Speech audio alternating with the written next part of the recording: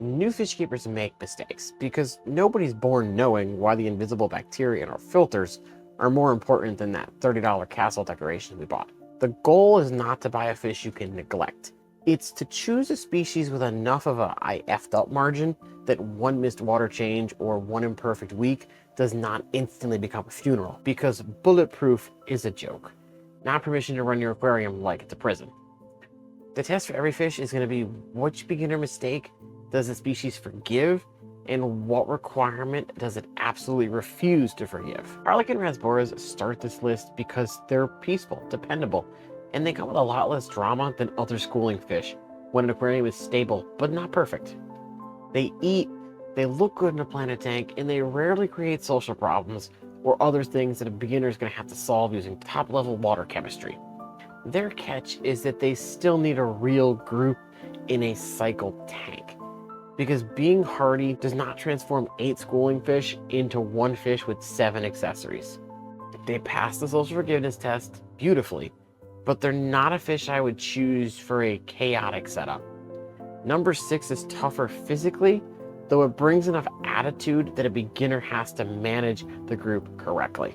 Tiger barbs. They're resilient little tanks with fins. But the thing that makes them physically forgiving does not make them socially forgiven. Keep a substantial group with enough space, and much of that energy stays inside the barb's hierarchy. Keep too few, and the fish can redirect the chaos towards everybody else's fins. Their catch is obvious. This is not a peaceful community fish for people who hate tank drama. I would never sell hardiness as proof that temperament does not matter. They beat Rasboras on raw temperament, but lose points because you have to understand grouping and fish hierarchy. Number 5 is going to give you a cold water resilience without nearly as much interpersonal nonsense. If this is already helping you understand your fish in this hobby better, instead of just memorizing something you read online, please consider subscribing. White cloud minnows earn their place because temperature mistakes that may bother tropical fish are much less frightening when you intentionally keep a species that's adapted for colder conditions. They're active, they're colorful, they're comfortable in a low-tech planet setup, and genuinely more forgiving when the aquarium is maintained inconsistently. Their catch is the reverse of what beginners expect. Hotter is not automatically safer, and parking them in a higher tropical temperature defeats the purpose of them being on this list.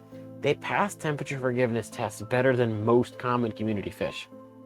But number 4 has literal armor, but it loses points because if you mistake hardy for feeds it's, and this is the pattern from the beginning.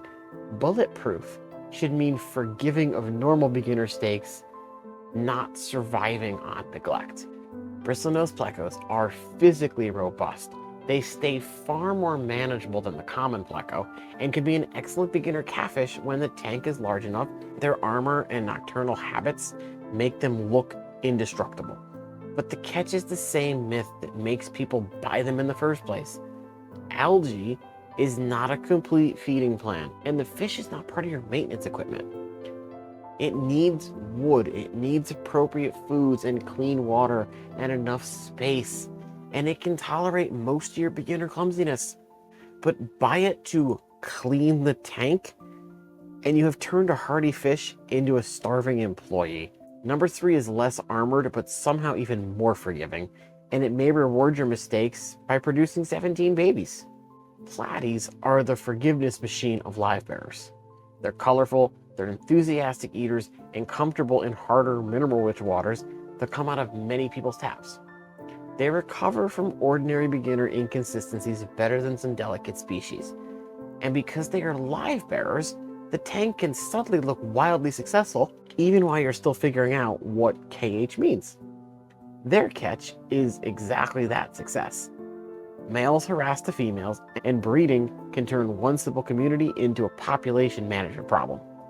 They pass the chemistry and appetite tests brilliantly, but demand that you think ahead as far as numbers go.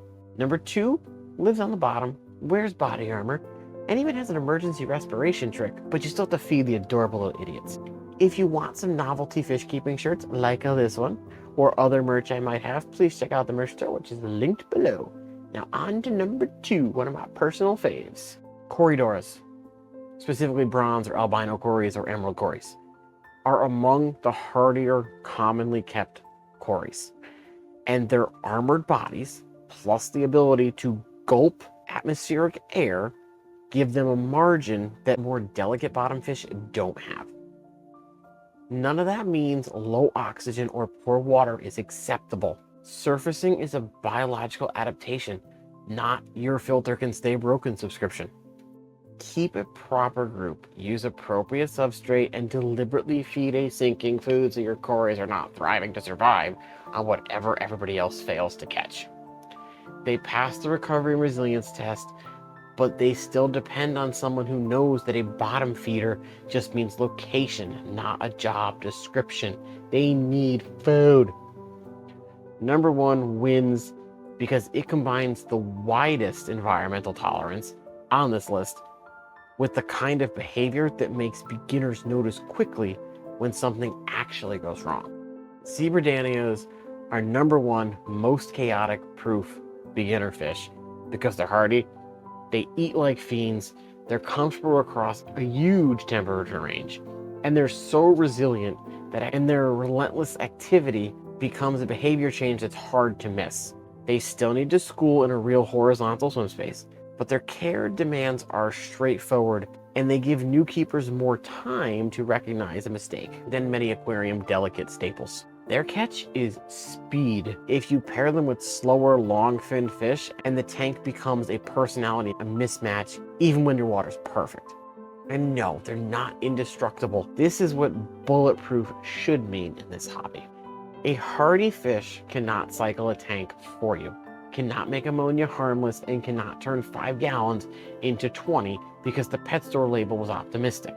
What these species can do is give you time to notice a filter slowed down, time to correct an overfeeding habit, time to become better without every small error becoming a catastrophic lesson.